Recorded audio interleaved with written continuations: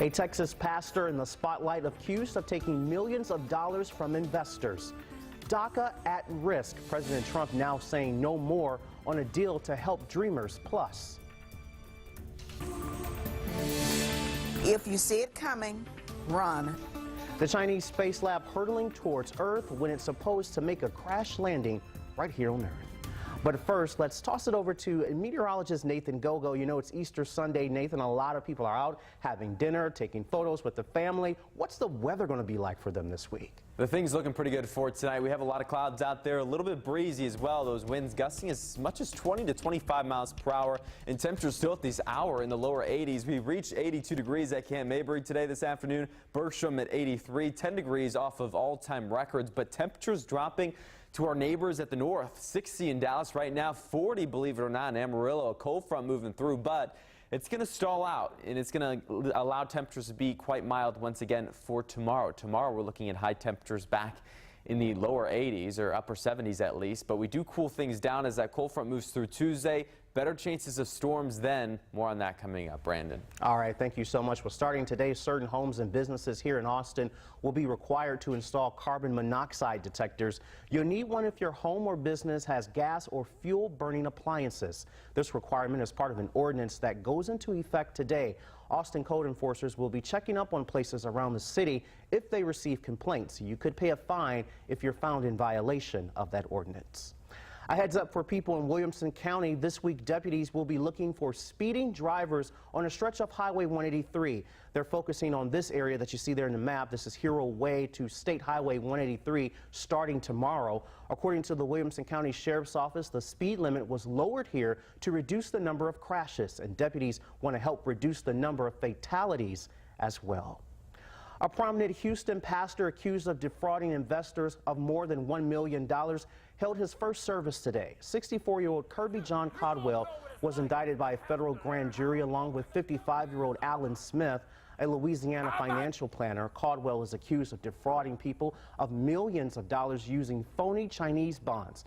Now, Caldwell insists bonds he sold are legitimate, and his attorney says he absolutely believed the bonds were worth more than what he sold them for. Right now, both men are charged with wire fraud.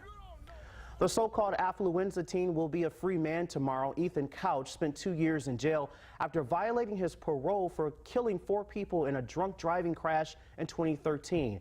He was just 16 years old at the time there. Couch earned the nickname when a defense psychologist suggested his spoiled upbringing made him incapable of knowing right from wrong. He originally received probation but violated his parole. Soon after that, his mother allegedly helped him flee south of the border, but they were caught. Ethan was tried as an adult and sentenced to 2 years in jail. President Donald Trump tweeting earlier today that DACA is no more and lashing out at familiar foes. The president sounding off against Democrats and Mexico over the DACA deal as he headed to church with his family this Easter Sunday. He also voiced frustrations with Mexico and what he claims is their inability to help the United States control immigration. Mexico has got to help us at the border. They flow right through Mexico. They send them into the United States. Can't happen that way anymore. President Obama announced DACA in 2012 to protect hundreds of illegal immigrants who came to the U.S. as kids from being deported. President Trump ended the program last year but gave Congress 6 months to pass legislation to keep it there. A deal has remained elusive. Ted Nugent is under fire after speaking his mind about the Parkland shooting survivors and those protesting the NRA. The longtime rocker and NRA Board of Directors member slammed what he calls, quote, the poor, mushy-brained children who organize the March for Our Lives. He goes on to say the students have no soul. He also defended the NRA itself after a radio host played a clip of Emma Gonzalez, one of the march organizers, speaking to CNN about politicians accepting blood money. A rally for racial justice was held today to raise awareness, bring together to communities, and a call for action. Rally-goers addressed the crisis of police-involved shootings in minority communities and demand justice for Stephen Clark, who was shot 20 times by police in Sacramento, California. The doomed Chinese satellite launched in 2011 is expected to make a crash landing sometime soon, leaving a trail of scattered debris. ABC's Brian Clark is tracking it.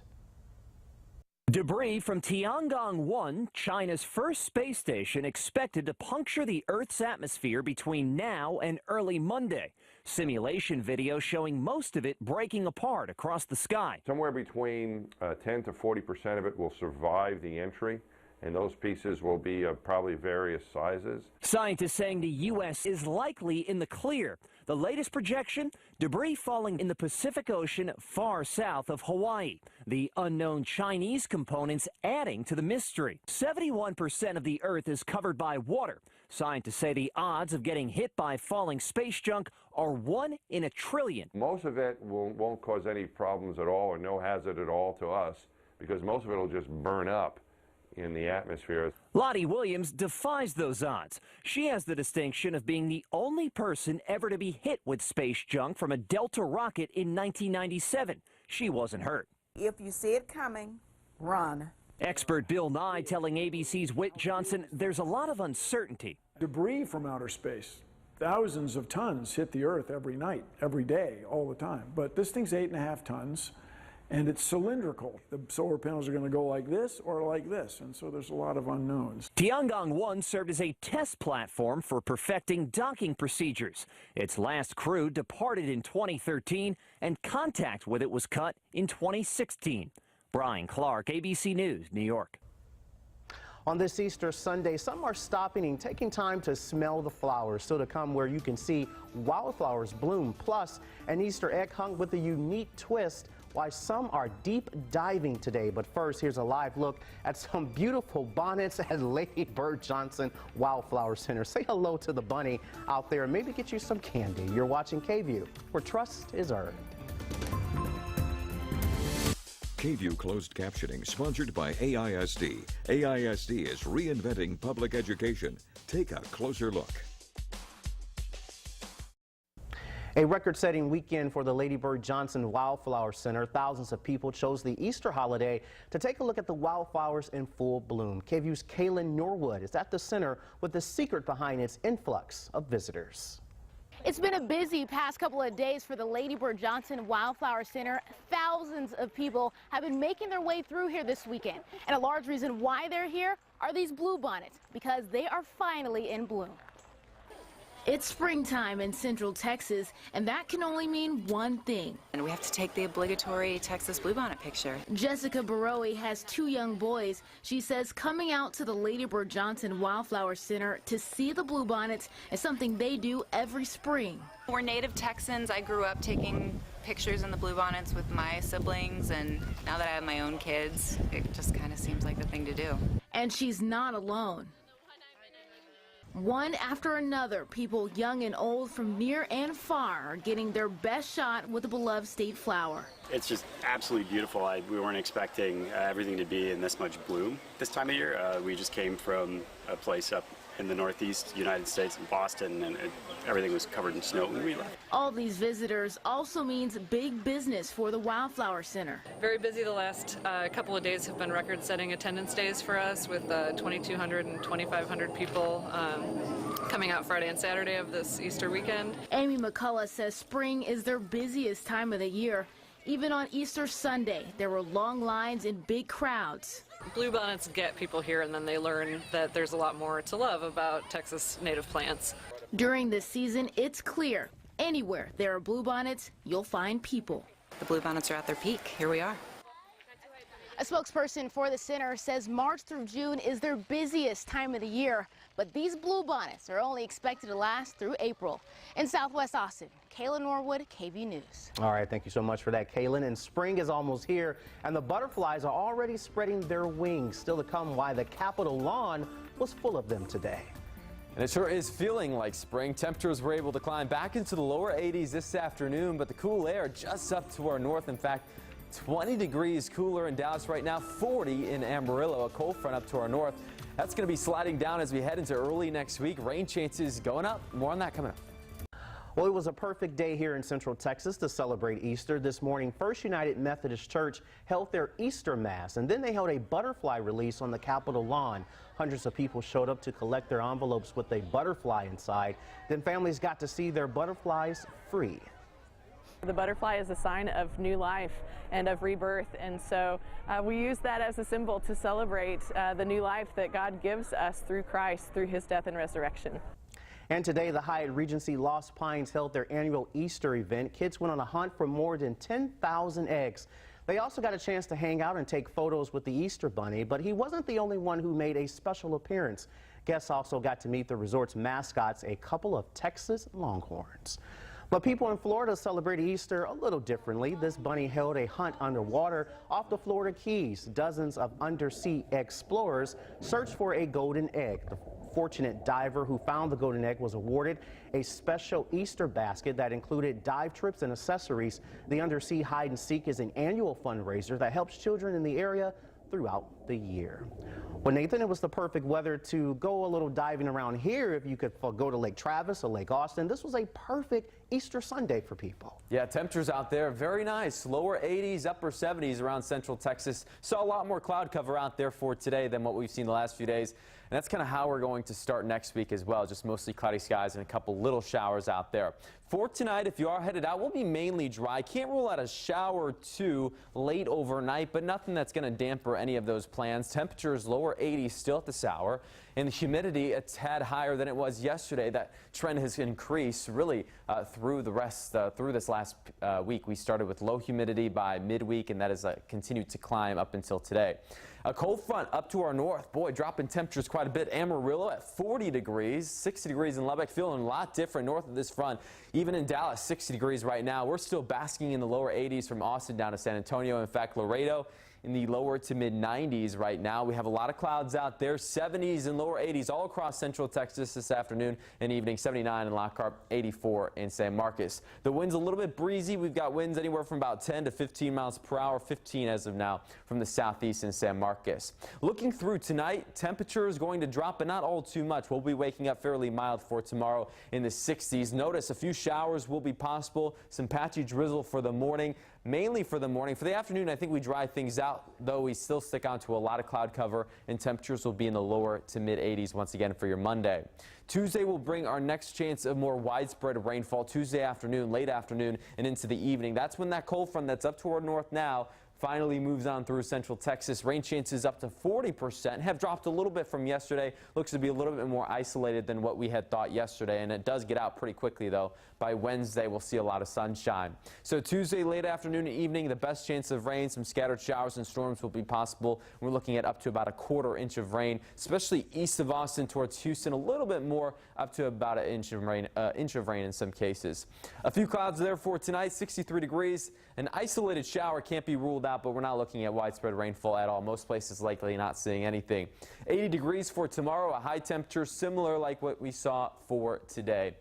Oak, grass, mold, all in the high category. Ash was not found. We'll keep you up to date. Latest counts every day in the Statesman. Checking out that 7-day forecast, lower 80s, upper 70s the next couple days. Then we see the sunshine return, upper 60s for Wednesday, 70s come back by Thursday, and then a couple of isolated showers as we roll into the next weekend. Well, we like this summer temperatures. We're just hoping they would stay around some. Yeah, as long as they don't keep going up. I mean, well, we don't we like the spring temperatures, not the summer ones. Well, sorry, I misspoke. Yeah. We got what you meant. We knew. Yeah. Well, busy day around here when it comes to sports. Right. Not only is it Easter, there is so much going on from San Antonio. I mean, there's just a lot of events going on today. It's a busy day in the state of Texas, from Houston to Arlington, and then Jordan Spieth, well, cleaning up his game ahead of the Masters next week. That in Houston, again, all over the state. Those details coming up next.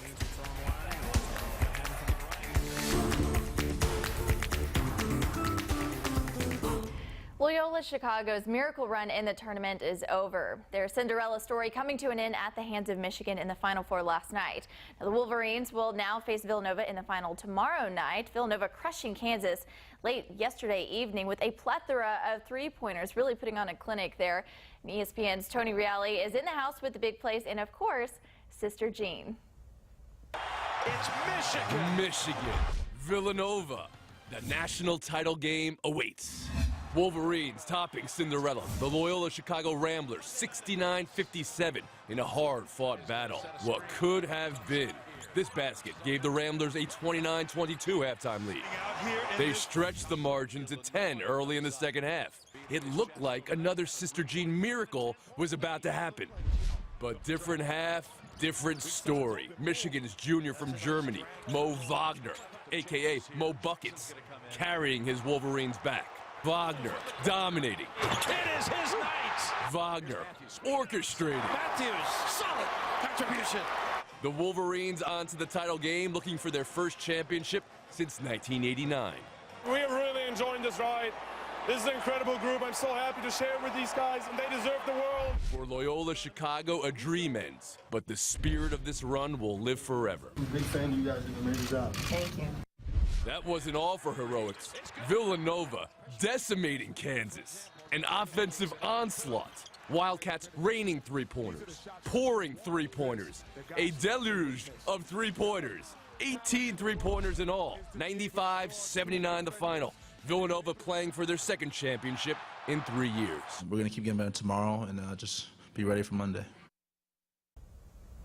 Well, Texas Tech's Jordan Spieth making moves in the final round of the Houston Open. Wasn't exactly in sight among the leaders to start the day, those being Beau Hossler and Ian Poulter, but fueled by an eagle on the fourth hole along with 5 birdies in his final round. Spieth looked to find his groove today. Now, he wouldn't come away with a win, but it's a good step as he fine-tunes for Augusta next week. He finishes with a 29-foot putt to notch his best round at 66. To finish the tournament 16 under. Now, the Open came down to a playoff between Hossler and Poulter. The latter, Ian Poulter, coming away with the win. But now it's all eyes set on the Masters. You know, I had some chances today. I really did. I had an opportunity to shoot 8 or 9 under. I'm very pleased with my 6 under. You know, goal accomplished for the week, and I've made some big strides from my last couple tournaments. So I'm very excited for what next week holds. Well, I teased it earlier, a lot going on in the state of Texas today, and now we go to San Antonio for an in-state battle. The Rockets in search of a season sweep of the Spurs, also riding an 11-game winning streak into AT&T Center. The Spurs are the 3rd best defensive team in the association right now. Pair that with home court advantage, a place where they've won 8 straight, and you've got a game on your hands. The Rockets struggled with the 3-ball, only 7 of 31. Meanwhile, the Spurs made nearly 50% of their shots. They would not let this one get away as San Antonio wins 100-83. Now, the Rangers could end with a series split, but the Astros eyeing the first series win of the season. Houston's lineup coming through once again. Cricket numbers in the middle innings would be plenty as the Astros led the Rangers 7-1 after 7 innings, but it wouldn't be done without an 11 strikeout performance from Garrett Cole. My goodness, Astros win this one 8-2. To win this series. So, you know, the Astros just acquired Garrett Cole, and clearly a very smart decision by them as he was just dominant in the start today. Yeah, and some are hoping to keep that winning streak going. Yeah, well, it's a long season. It's just getting started. We've got, you know, about 5 or 6 more months left of it. We'll be back after this. Well, tonight at 10 on KVUE News Night Beat, soccer fans are excited for the chance of a Major League Soccer team to come right here to Austin, but people in Columbus are not too thrilled with this idea. Why soccer fans in Columbus are fighting the move, that's tonight at 10 on the Night Beat. One kid in San Antonio saw a concert he'll never forget at the Final Four Music Festival on Saturday. 9-year-old Matthew Sines is an Imagine Dragons superfan. He got to see his favorite band perform while braving through some pain. About a week ago, Matthew seriously injured his knee in an accident, but there was no way he was going to miss this big concert. My mom, she made this in vinyl. It says, first things first, I'm going to see Imagine Dragons, second are good. I'm going to fix my bum knee. Well, Matthew can only get around using crutches or a wheelchair. He doesn't know when he'll be able to fully walk again, but he knows he'll always remember the first time he saw Imagine Dragons during the Final Four. How special is that? That's really Good cool. for him. Yeah, a concert he'll never forget. Yeah. Well, one of Imagine Dragons' favorite songs are Thunder, and we're going to see a little bit of Thunder this next week. Good play on words. Tuesday will be our best chance for any of that thunder. We'll see some afternoon and evening thunderstorms out there. Then a lot of sunshine, so a good amount of mix. We have some sun, some rain here and there. It's always nice to see kind of a mix of the both of them. But an isolated shower for tomorrow, not going to be a washout by any means for your Monday. All right, thank you so much. Happy Easter, folks, and we'll see you back here tonight at 10.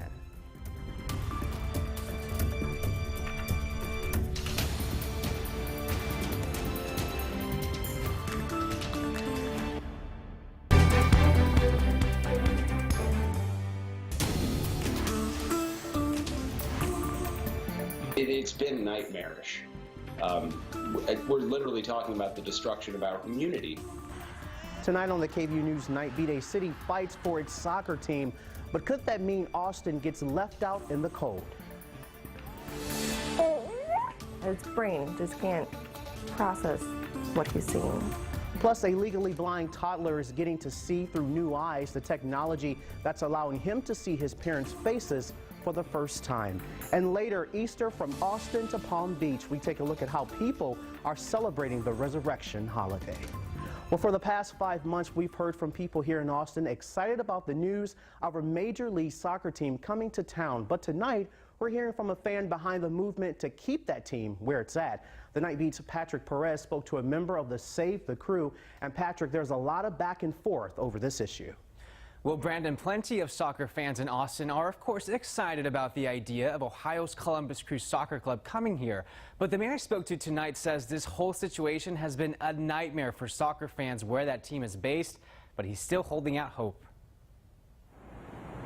As the Austin city manager works to find out if McCalla Place near the Domain is a good fit for a Major League Soccer stadium, fans of the team the stadium would host are hoping it's still not too late to keep the players where they are. The Columbus Crew is our entire lives, and the thought of someone trying to take it from us is, it doesn't feel like real life. Morgan Hughes is a member of the Save the Crew movement. It's a community effort to keep Columbus Crew Soccer Club in Columbus, Ohio. And the Crew is our community. It's not just a team to us.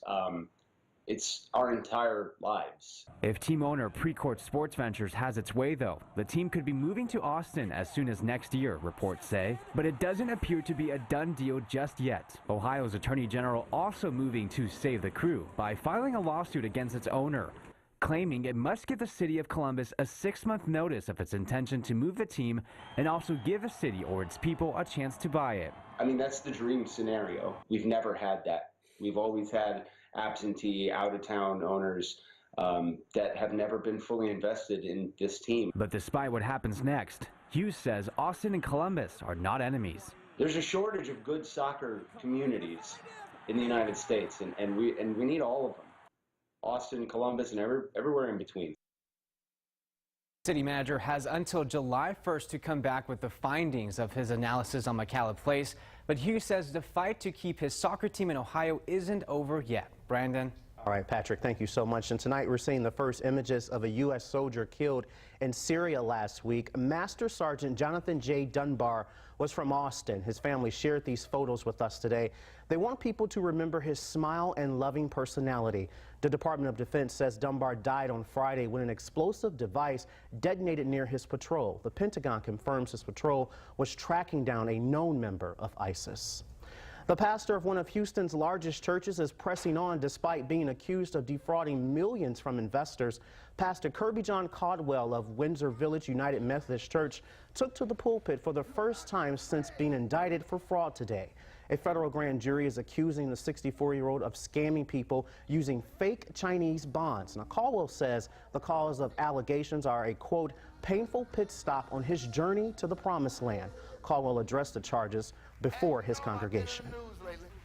Everyone who has asked for his or her money back because the process has taken longer than expected has received their money back. Dan is one of my new best friends.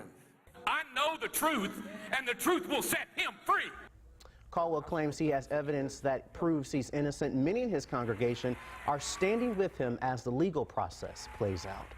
A Dallas congregation on edge this morning after a hazmat team rushed to their church to clear a suspicious letter.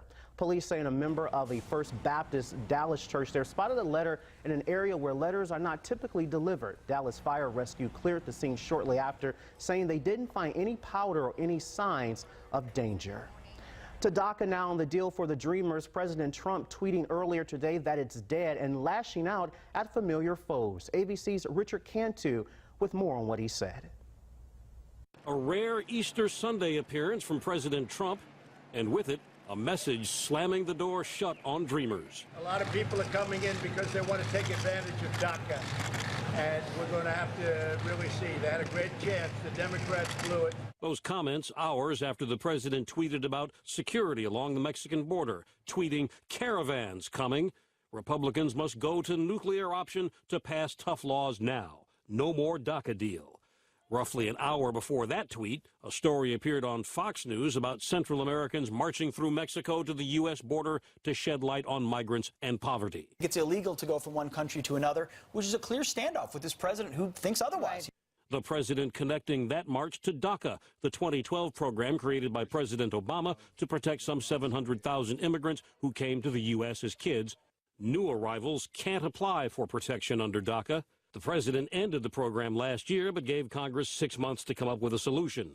The issue is now tied up in the courts. As a candidate, he was strongly against DACA. We will immediately terminate President Obama's 2 illegal executive amnesties. But as president, we are going to deal with DACA with heart. Truly, it should be a bill of love. The president wanted funding for a wall in exchange for a solution on DACA, but he couldn't reach a deal with the Democrats. Build that wall. Build that wall. Who's going to pay for the wall? 100%. The president's Twitter barrage also took aim at Mexico, threatening to nix NAFTA, the trade deal between the U.S., Mexico, and Canada. Richard Cantu, ABC News, New York. A federal judge in Washington state is stopping President Trump from enforcing a policy aimed at expecting immigrant mothers. The court says the president can't block immigrant teens who are being held in detention centers from getting abortions. The judge says those teen immigrants should have access to counseling as well. Lawyers with the Department of Health and Human Services claim the department has a policy of refusing to facilitate abortions. A new ordinance goes into effect in Austin today, and you might have to make a trip to the hardware store. Homes and businesses with gas and fuel burning appliances are now required to install carbon monoxide detectors. Austin code enforcers will be checking up on places around the city if they receive complaints. You could pay a fine if you're in violation of the ordinance.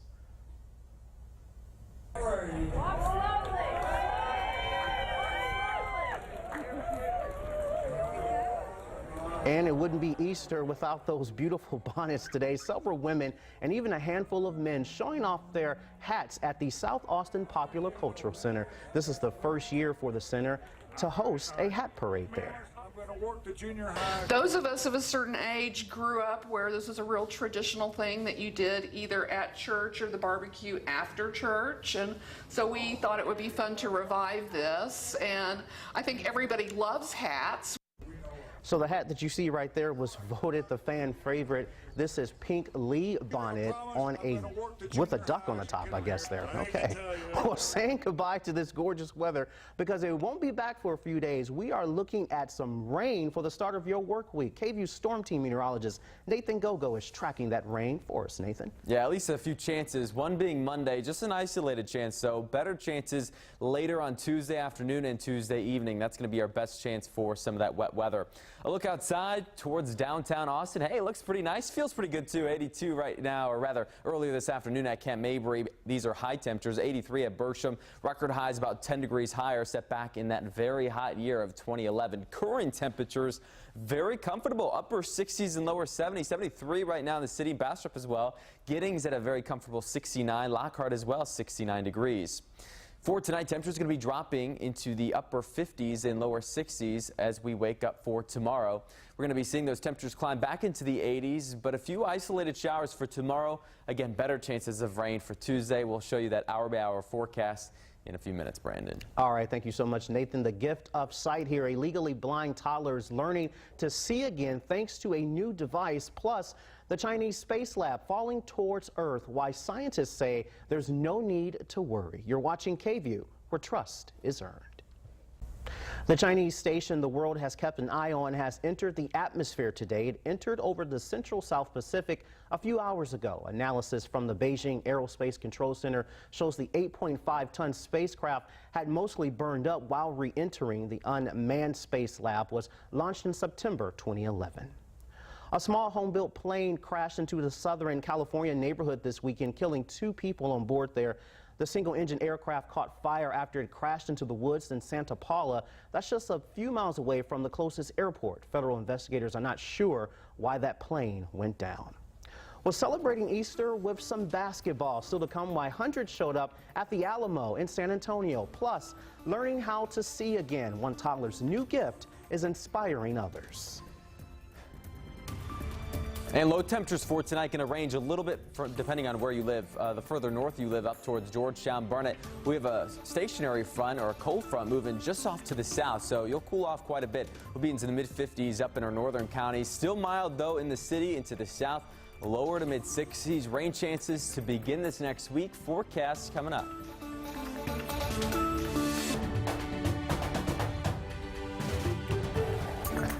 Well, this weekend presented an unlikely challenge for the city of San Antonio. They're hosting the NCAA Final Four the same time as all their Easter festivities. So how do you accommodate 90,000 people for an Easter service? Well, you have it at the Alamo, of course. Hundreds took to the grounds there in downtown San Antonio to hear the message about the resurrection of Jesus. The NCAA decided to host the event in light of the Christian holiday falling the same weekend as the tournament. Well, we might not see that sunshine again, but hey, we're going to have a few showers here. You know, April showers brings May flowers, right, Nathan? Yeah, I think we'll see a few showers out there for tomorrow. Just isolated chances, though. Most of Monday looks to be dry. Better chances, though, late Tuesday afternoon and into the evening. But even Tuesday, certainly not going to be a washout, not going to be raining the entire day. Temperatures out there very comfortable right now, still in the 60s and hovering even in some cases around the city in the 70s. 72 right now at the airport, 73 at Camp Mabry. Humidity a touch high, so temperatures in most locations not really going to drop too much. We're going to be in the lower to mid 60s waking up for tomorrow. A cold front literally just up the road up towards south of San Angelo, south of Dallas, even 46 degrees right now in DFW, while it's 73 in the capital city here in Austin. Just up the road in even Waco, temperatures have dropped quite a bit. Lubbock in the 40s, Amarillo, believe it or not, in the 30s.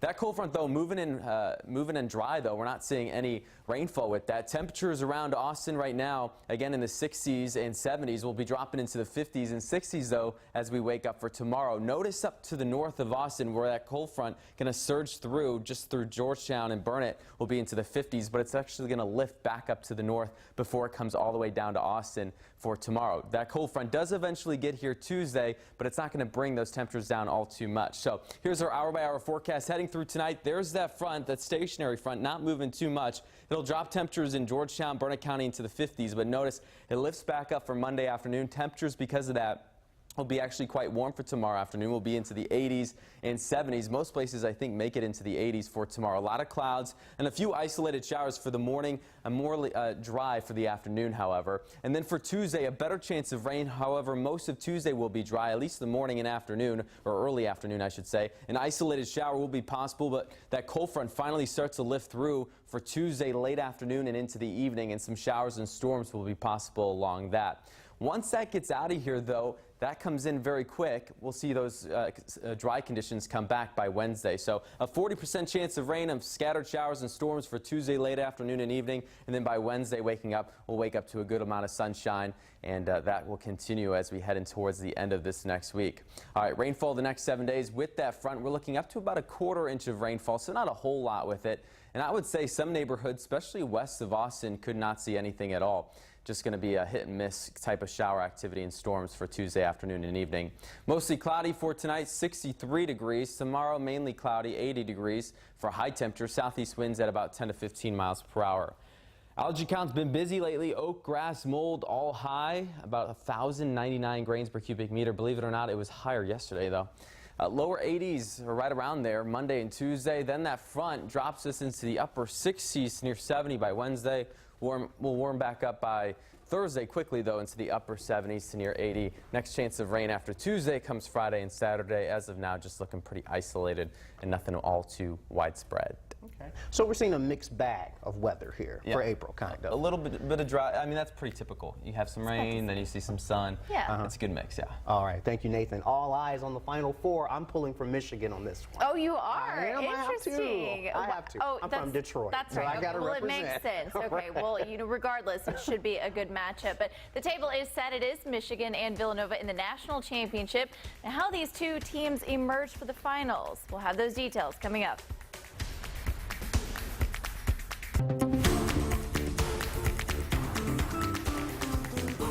Loyola Chicago's miracle run in the tournament is over. Their Cinderella story coming to an end at the hands of Michigan in the Final Four last night. Now, the Wolverines will now face Villanova in the final tomorrow night. Villanova crushing Kansas late yesterday evening with a plethora of three-pointers. ESPN's Tony Reali, well, he was in the house with the big plays, and of course, Sister Jean. It's Michigan. Michigan. Villanova. The national title game awaits. Wolverines topping Cinderella, the Loyola Chicago Ramblers, 69-57 in a hard-fought battle. What could have been. This basket gave the Ramblers a 29-22 halftime lead. They stretched the margin to 10 early in the second half. It looked like another Sister Jean miracle was about to happen. But different half, different story. Michigan's junior from Germany, Mo Wagner, a.k.a. Mo Buckets, carrying his Wolverines back. Wagner dominating. It is his night. Wagner orchestrating. Matthews, solid contribution.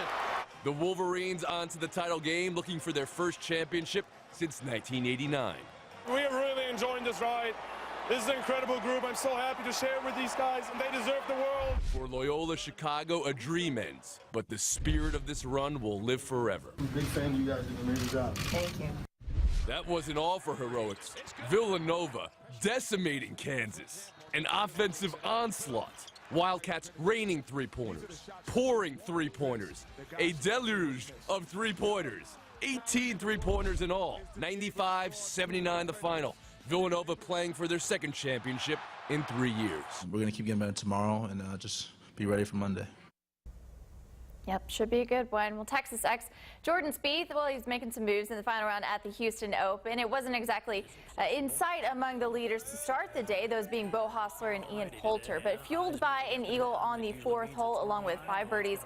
Rounding out his final round, Spieth looked to find his groove today. He wouldn't come away with a win, but it is a good step as he, kind of fine-tunes for Augusta next week. He finishes with a 29-foot putt to notch his best round at 66 to finish 16 under. Now, the Open came down to a playoff between Beau Hossler and Ian Poulter, with the latter, Poulter, coming away with a win. However, now all eyes on the Masters.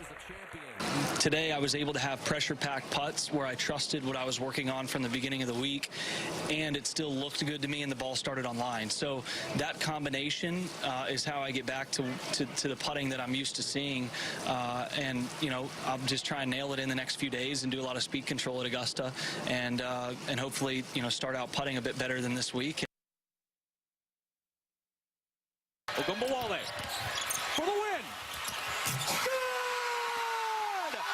Arike Ogunbowale wins the national championship. Of course, that makes our highlight of the night the game winner to make Notre Dame the national champions, Just an unbelievable shot with 0.1 seconds remaining. Crazy. 61-58 the final on that. We'll be right back with more sports. Coming through big time for Notre Dame. It's been a long Well, there's a lot going on in Texas today. We now go to San Antonio for an in-state battle. The Rockets, in search of a season sweep of the San Antonio Spurs, also riding an 11-game winning streak into AT&T Center. Now, the Spurs are the 3rd best defensive team in the association.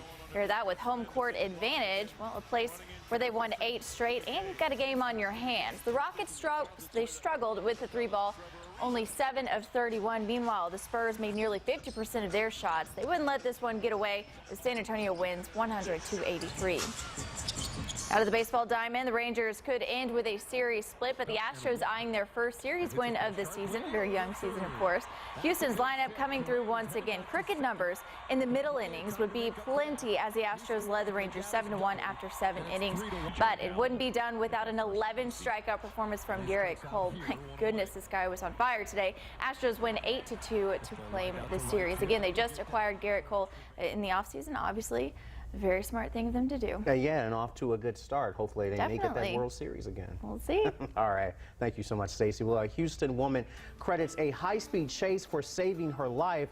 And the Affluenza team, you may remember him. He's going to be a free man. Still to come, the latest on the Ethan Couch case. See severe weather. Use hashtag KView so we can share it with the world. The gift of sight tonight. A legally blind toddler from Wisconsin is learning to see again thanks to a new device donated by the local Lions Club. Hillary Mintz shows us how the tool works and why it's giving this family new hope. Would you say he's a happy little boy? He is. He's a very happy little boy. Seeing the world through the eyes of a child is quite different from this little guy's perspective. What can he see now? I don't think anybody knows.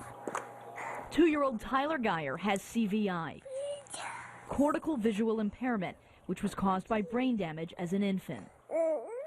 His brain just can't process what he's seeing. Ups. The toddler is legally blind, and his lack of sight impacts his ability to walk or crawl.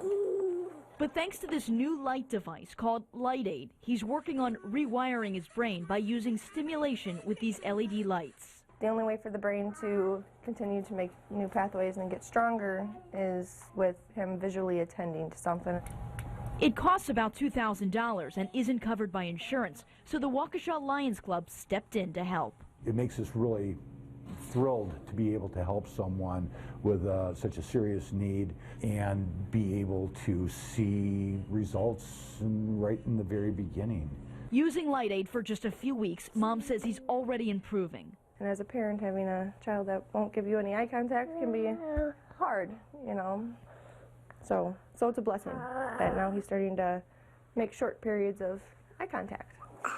And he smiles when he's realizing, oh, I'm seeing you. Signs of progress and hope that this little boy may one day have a bright future.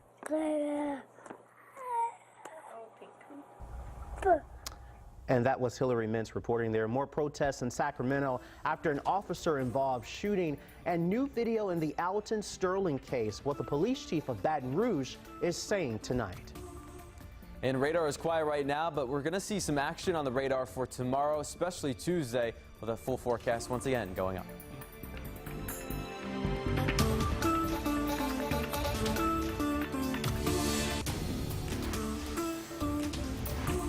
Well, welcome back and thank you for staying up with us. By the time the sun rises tomorrow, Ethan Couch will be a free man. You may remember Couch as the infamous affluenza teen who killed 4 people in a drunk driving crash in 2013. His lawyers argued he was too rich to know right from wrong. The Burleson native was sentenced to 10 years of probation, but fled to another country after video surfaced of him violating that probation at a party. That series of events left him in prison, and now he's finishing up the last few hours of his sentence. The prosecutor in his original case says he's not sure if Couch is going to change his ways.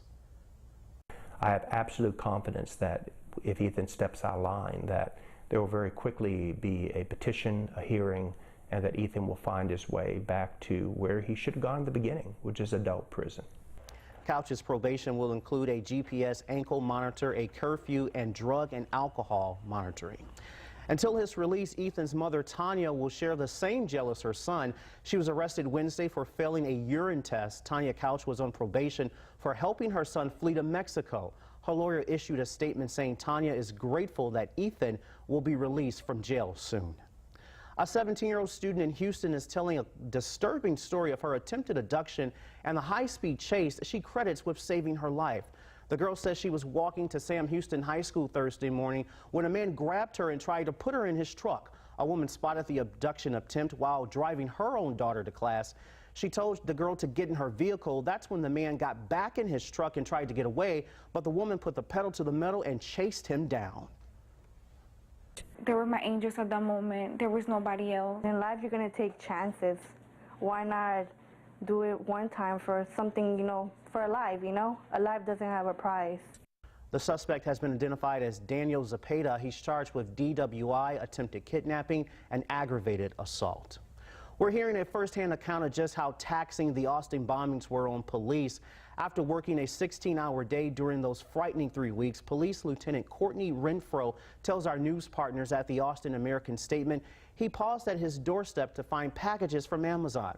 Renfro says even though he ordered those packages, it still brought him at a standstill. In those 3 weeks, officers like Lieutenant Renfro spent their time scouring the city for suspicious packages. At the height of the investigation, APD responded to more suspicious package calls during 1 week than they did the entire year before. Well, retail department store chains Saks Fifth Avenue, Saks Off Fifth, and Lord & Taylor say a data breach has compromised the personal information of their customers. The parent company, Hudson Bay, said they are investigating and taking steps to contain the attack. Hudson's Bay hasn't said how many stores or customers were affected, but assures customers will not be liable for fraudulent charges. The company also announced plans to offer free identity protection services. Chaotic protests over the deadly police shooting in Sacramento, a police vehicle knocking down a protester during a rally for Stephon Clark. Witnesses say the deputy did not stop. The sheriff's department says protesters were pounding and kicking their vehicles. ABC's Zachary Keish is in Sacramento with more. Tonight, the California Highway Patrol investigating the moments leading up to and after a sheriff's vehicle hit a grandmother protesting the death of Stephon Clark. Oh my gosh! It happened during a vigil. Police say protesters approached both their cars, yelling and kicking them. But watch as this woman is hit by a deputy's car, and then it pulls away. You need to give us his face. Her family says she suffered injuries. Some protesters in Sacramento lashing out, saying this is another example of police acting recklessly. 2 weeks to the day that Stephon Clark was killed. Since then, outrage across the country over this footage showing police chasing Clark after a 911 call alerting them that somebody was breaking into cars. Officers say they believed he had a gun and opened fire. Show you that gun! Later, only finding a cell phone. An autopsy commissioned by the family reports he was hit 8 times. Today in Baltimore, a rally for racial justice. This is a systemic problem of killing unarmed black men and women across this country and has been going on for decades. The city with its own tensions between the community and police following the death of Freddie Gray in the spring of 2015. Criminal charges were brought against multiple officers in that case. None were found guilty. Back in Sacramento, protesters this weekend hoping Clark's death leads to change. Let's take our outrage, but let's use it for something positive. The woman's family tells us she was released from the hospital last night, but that she's still in a lot of pain. They also tell us that deputies reached out while she was in the hospital to see how she's doing. However, the family has retained an attorney, and the sheriff's office will launch an internal investigation. Zachary Keish, ABC News, Sacramento. Graphic new video released this weekend, the deadly police shooting of Alton Sterling in Baton Rouge 2 years ago. It shows what happens before Sterling, an African-American man, is killed. At one point, Sterling says he has a gun, and Officer Blaine Salamone hears this as a threat. He shoots and kills Sterling seconds later. The police chief fired Salamone on Friday. The Sterling family attorney says that Salamone should be in jail. Alton didn't die in vain. This horrible thing that everybody will see, that the whole world will see, is the truth. It's the clearest example ever of what black people around this country complain of all the time with over-aggressive officers. The other officer in the video has been suspended. This Wednesday, April 4th, marks 50 years since Martin Luther King Jr. was assassinated. Martin Luther King Jr. never lost faith in the American dream, but former U.S. Ambassador to the United Nations, Andrew Young, says work still needs to be done. He believes the Parkland shooting survivors are going to be involved in the redemption of America. Young also addressed the recent shooting of Stephon Clark, saying poverty is a factor in police violence. President Donald Trump attended Easter Mass today in Florida. He went to Easter services at the Bethesda by the Sea Church with First Lady Melania and his daughter Tiffany Trump. He was questioned about DACA before heading inside.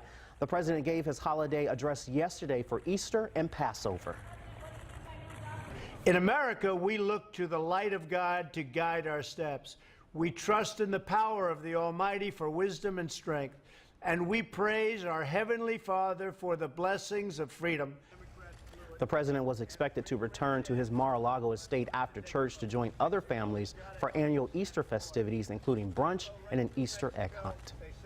It was a hopping day at the Austin Animal Center. They were having an adoption extravaganza this weekend. It goes until tomorrow. Those looking to bring home their forever friends this Easter season will get a discount.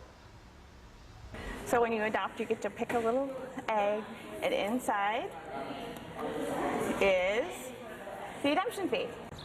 Normally $75, all adoption fees have been reduced. You have until the end of business tomorrow to get the extravaganza deal. Also, with the recent weather, the AAC reports that they've seen an influx of dogs arriving at the shelter here. Now, we've had the perfect weather to actually go out there and adopt an animal. Easter was beautiful today. We saw some peaks of sun, but not really a lot. Yeah, mostly cloudy. A lot of clouds, a lot more clouds than we saw certainly the last couple of days, but still some peaks of sunshine like you saw. Or like you said, and it looked pretty good and felt pretty good as well. Temperatures near 80 degrees we saw this afternoon, and temperatures have dropped a little bit. 72 right now, Bergstrom, 73 at Camp Mabry, and they'll drop another 5 to 10 degrees depending on exactly where you are by the time we're waking up for tomorrow. Cold front up to our north, it has dropped quite a bit. We're at 46 degrees, in fact, in Dallas, 53 in San Angelo. In fact, Amarillo in the 30s, just a little bit above freezing in the Panhandle, while still in the 80s in Laredo. Around the city, lower 70s, upper 60s all across the board. 73 in Austin, 72 in Georgetown. The front just up to our north, but it will sag into our northern counties late overnight and waking up for tomorrow. So temperature is going to be a little bit cooler from Georgetown to Milam County, Burnett County, Llano also in the 50s, while we're still in the lower to mid 60s. So here's this front. It's going to move towards our northern counties overnight, but lift back up. Southerly winds going to bring that back up. So tomorrow, another very mild day. Temperatures will be in the lower to mid 80s in most cases, and it's going to be a little bit sticky out there as well. An isolated shower will be possible for Monday, but better chances of rain coming late Tuesday afternoon, mainly into Tuesday evening when that front finally gets its act together and starts pushing our way. So by Tuesday, 8, 9 o'clock, we see some showers and storms making their way into our area with that front, but it does come in and out very quickly. So as we head into the late evening hours of Tuesday and into early Wednesday morning, that front is starting to move on out of here, and it'll actually bring out the sunshine for much of Wednesday. Wednesday, we'll see sunny skies and temperatures near 70. As far as how much rainfall, up to about 1/4 of an inch. Some places, especially east of Austin, our eastern counties, may be up to 1/2 inch of rainfall with that rain on Tuesday. Not looking at widespread heavy rainfall, just a few scattered showers and storms to watch out for. Mostly cloudy, 63 for tonight, mainly cloudy, 80 for tomorrow. We'll see a few isolated showers. Algae count, not good. Hopefully we get some of the rain to wash some of this out. 1,099 grains per cubic meter of oak and grass, not too shabby either, over 500 grains per cubic meter. Near 80 degrees for the next couple of days. We'll see that front cool things down by Wednesday. We'll hardly make it to 70 degrees if we even make it there. And then by as we head into the weekend, just a 20% chance of rain Friday and Saturday. So looks like kind of a little mix of both. And what do we have? You were trying to keep it going, but we have a little Easter celebration here. This was our bunny, and then we had some little plastic eggs just to get into the Easter holiday. Did you give him a name? No, I did not. We're going to call it Jess. There we go. Are we? Yeah. Okay. I guess so. But hey, we actually had an Easter bunny here at KVUE today. We want to show you video right now. This is Apollo. Let's show him. Let's show him. He hopped around. There we go. He hopped around right into our hearts and brightened up everyone's day there. He was just a joy out there in the courtyard. Very, very great. Good to see you. We're still ahead. The University of Texas revealing a breakthrough innovation this April Fool's Day, and butterflies spreading their wings today while the Capitol lawn was full of them.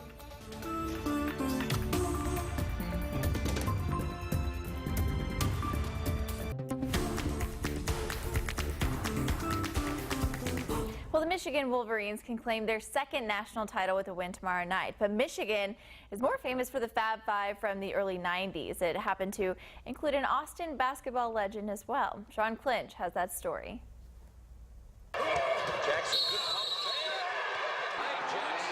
That was Ray Jackson as a Michigan Wolverine in 1993, and this is Ray Jackson today.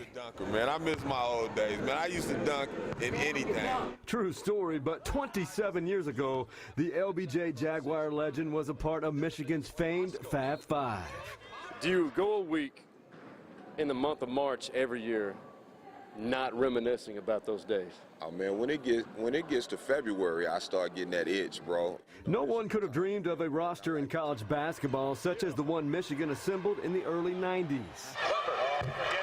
A dream team consisting of 4 McDonald's All-Americans in Chris Webber, Jimmy King, Jalen Rose, and Juwan Howard. Then there was LBJ's Ray Jackson. Michigan advanced to the national title game in back-to-back seasons. The first year was like a circus ride. The second year was a little more stressful because we were predicted to be the top team, so everybody was gunning at us. The year before, we were the hunters. Opinions vary about whether or not the Fab Five lived up to the hype due to losing in the national title game twice. And to be a part of a legacy and the Fab Five is just tremendous, man, to see how we changed the game. Historically, the Fab Five will forever be a significant part of college basketball history, despite the fact that the NCAA vacated those Final Four appearances and most of the wins due to improper benefits received. Ray Jackson was not a part of that scandal. Sean Clinch at KVUE Sports. You know, he's not only was he a part of something incredible like the group Fab Five, but he is a character. I've chatted with him a little bit, and he's got a very big personality to go along with those big basketball skills. Yeah, and it's great to have that legacy that he has. Yeah, there, it is really cool, especially for the community of LBJ as well. So we're just gonna act the like legacy like this too. Yeah, let's not show that it's here. Acknowledge it. Exactly. It's just so cute though. Yeah. Rabbit Maze is his name, not Jess, as I said earlier. Sorry about that. All right, well, here we go. The first ever grow-it-yourself breakfast taco. The amazing discovery the University of Texas is announcing this April Fool's Day.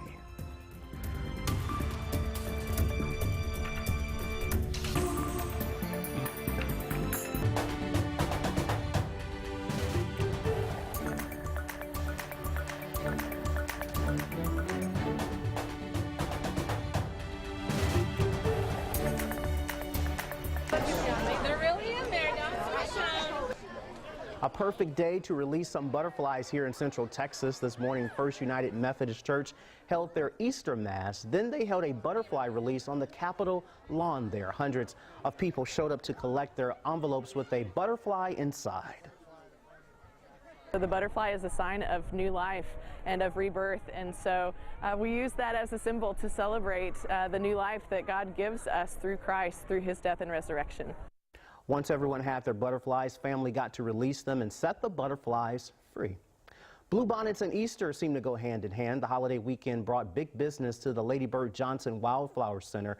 Thousands of people came to take their photo next to the state flower in full bloom. A spokesperson for the center says they had about 2,000 visitors this weekend. Visitors say it's an annual tradition that they just can't pass up. We're native Texans. I grew up taking pictures in the bluebonnets with my siblings, and now that I have my own kids, it just kind of seems like the thing to do.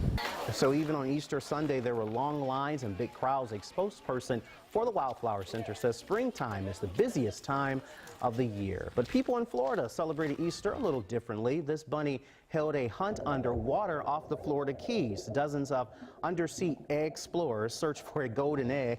The fortunate diver found the golden egg, was awarded a special Easter basket that included dive trips and accessories.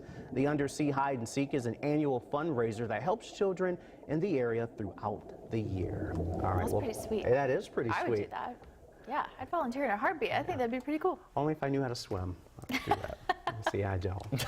Right. We'll take swim lessons. Right. We'll accomplish this one day. Well, finally tonight, guys, the University of Texas is showing off their breakthrough innovation this April Fool's Day. It's the first ever breakfast taco that you can grow yourself.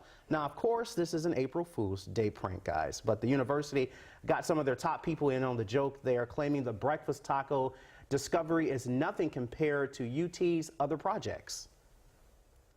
This new discovery is bigger than the personal computer. It's bigger than the internet. Did they grow this with the foil on? Yes, they did. Amazing.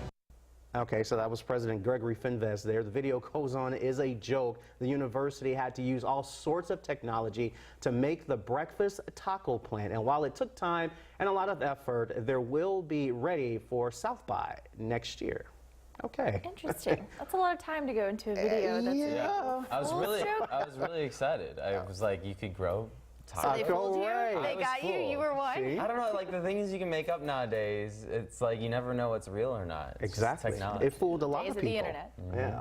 But go ahead. Well, this weather's been pretty nice out there for today and for this weekend. I hope you got out and enjoyed it. But for next week, things are going to start a little bit differently. We'll have a lot more clouds, mainly dry for Monday and Tuesday. Just a couple rounds of storms coming through for Tuesday afternoon, evening along that cold front. Otherwise, Once we get that out of the way, we see a lot of sunshine Wednesday and Thursday, and even as we head into the next weekend, a few rays of sunshine, a few showers as well.